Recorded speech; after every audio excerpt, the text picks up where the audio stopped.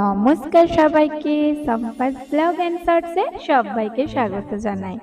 তো বন্ধুরা, গরমে বহু বাঙালি বাড়িতে কিন্তু পাট শাক খাওয়া হয়। প্রচলিত আছে এই শাক খেলে কিন্তু পেট ঠান্ডা হয়। কচি পাটের পাতা শাক হিসাবেও খাওয়া হয়। রান্না করে খাওয়ার পাশাপাশি স্যুপ ও সস বানিয়েও এই শাক ব্যবহার করা হয়। পাট শাক ভেজেও খান অনেকে। সুস্বাদু নয়, পাট শাকের অনেক গুণাগুণও রয়েছে। পাট শাকে থাকে প্রচুর ভিটামিন সি। এই ভিটামিন একটি অ্যান্টিঅক্সিডেন্ট যা স্ট্রেস, দূষণ এবং জীবনযাত্রার বদ অভ্যেসের কারণে কোষের যে অ্যাসিডিটি ক্ষতি হয় তা নিয়ন্ত্রণ করতে পারে। বিশেষজ্ঞদের মতে পাট শাক খেলে বাড়ে রোগ প্রতিরোধক ক্ষমতা। এটি সংক্রমণের বিরুদ্ধে লড়াই করার ক্ষমতা বাড়াতে কাজ করে। অন্যদিকে কাঁচা আমে থাকে ভিটামিন সি, যা গরমে অ্যাসিডিটি, কোষ্ঠকাঠিন্য ও বদহজমের সমস্যা দূর করতেও সাহায্য করে এই কাঁচা আম। তো চলো বন্ধুরা, আজকে আমি এই পাট শাক ও কাঁচা আমের মেলবন্ধনে অত্যন্ত উপকারী, স্বাস্থ্যসম্মত ও সুস্বাদু একটা রেসিপি তৈরি করে দেখাবো, যেটা গ্রাম বাংলায় ঘরে ঘরে বহু প্রচলিত মা ঠাকুমার আমলের একটা পদ, যেটাকে আমরা বলে থাকি কাঁচা আম দিয়ে পাট শাকের ঝোল। একদম অল্প তেল আর একদম হালকা মশলায় এই রেসিপিটা কিন্তু হয়ে থাকে। আর এই রেসিপিটার উপকারিতা সম্বন্ধে আমি প্রথমেই তোমাদের সাথে আলোচনা করেছি। তো বন্ধুরা, এই আমটাকে আমি ভাপিয়ে নেব, কারণ আমাদের এখানে আম এখন অনেকটাই ছোট। সেই জন্য রান্না করার আগে হালকা করে ভাপিয়ে নিলে আমটা সেদ্ধ ভালো হয়। এইবার সেম কড়াইটা গরম করে নিচ্ছি, আর এখানে দিয়ে দিচ্ছি আমি সর্ষের তেল। তো তোমরা চাইলে এখানে সাদা তেলটাও ইউজ করতে পারো, তবে সাদা তেলে কিন্তু টেস্টটা সেই রকম আসবে না। তো দেখো বন্ধুরা, তেলটা গরম করে নিয়েছি, আর এবার আমি এখানে দিয়ে দিচ্ছি দুটো কাঁচা লঙ্কা। তো তোমরা যদি ঝাল খেতে ভালোবাসো তো তোমরা ঝালের পরিমাণটা একটু বাড়িয়ে দেবে। আর এইবার আমি কয়েক কোয়া রসুন এখানে অ্যাড করেছি। তো তোমরা যারা রসুন খেতে পছন্দ করো না, তারা কিন্তু এখানে পেঁয়াজটা ব্যবহার করতে পারো।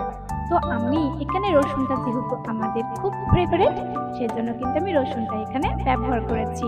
আর হ্যাঁ বন্ধুরা, আরেকটা কথা বলে রাখি, এই পাট শাকটা কিন্তু কাঁচা লঙ্কা আর রসুন দিয়েও ভেজে খাওয়া হয়। তো এইবার আমি এখানে সেদ্ধ করে রাখা কাঁচা আমগুলোকে দিয়ে দিয়েছি, আর এইগুলোকে আমি একটু ভালোভাবে নাড়িয়ে নেব।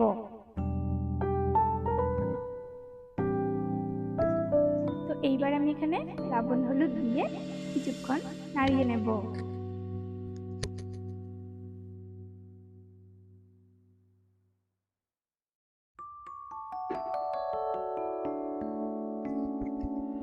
এইবারে আমি পাট শাকগুলো এর মধ্যে দিয়ে দিচ্ছি, আর ভালোভাবে নিয়ে কিছুক্ষণের জন্য আমি চাপা দিয়ে দেব।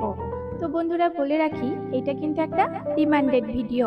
একটা দাদা ভাই আমাকে জিজ্ঞেস করেছিলেন যে পাট শাকটা কিভাবে খাওয়া যায়। তো এখানে একটা কথা বলে রাখি, পাট শাক কিন্তু দুই ধরনের হয়, একটা তেতো পাট আর একটা মিষ্টি পাট। তো আমরা জেনুইনলি যেই আম দিয়ে যে ঝোলটা করছি, এটা কিন্তু মিষ্টি পাট, আর জেনুইনলি কিন্তু মিষ্টি পাটটাই খাওয়া হয়। তো আমি তোমাদেরকে একদিন তেতো পাটটাও শেয়ার করে দেখাবো।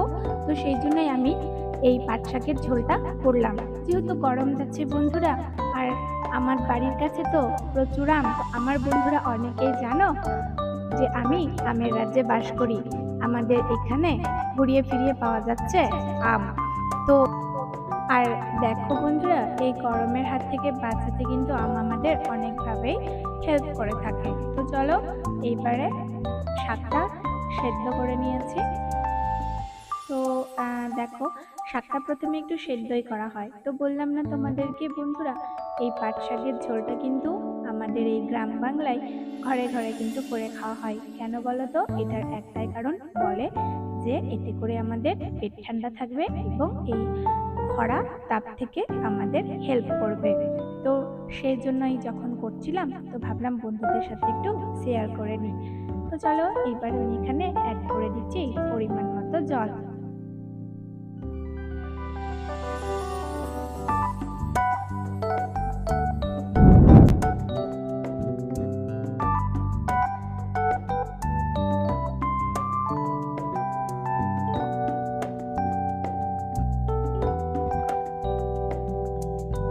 তো জলটা দিয়ে আমি আবারও খানিকক্ষণের জন্য চাপা দিয়ে রেখে দেব।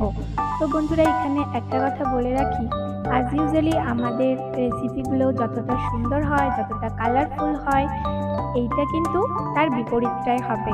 এটা দেখতে ভালো না হলেও স্বাদে এবং গুণে কিন্তু অতুলনীয়।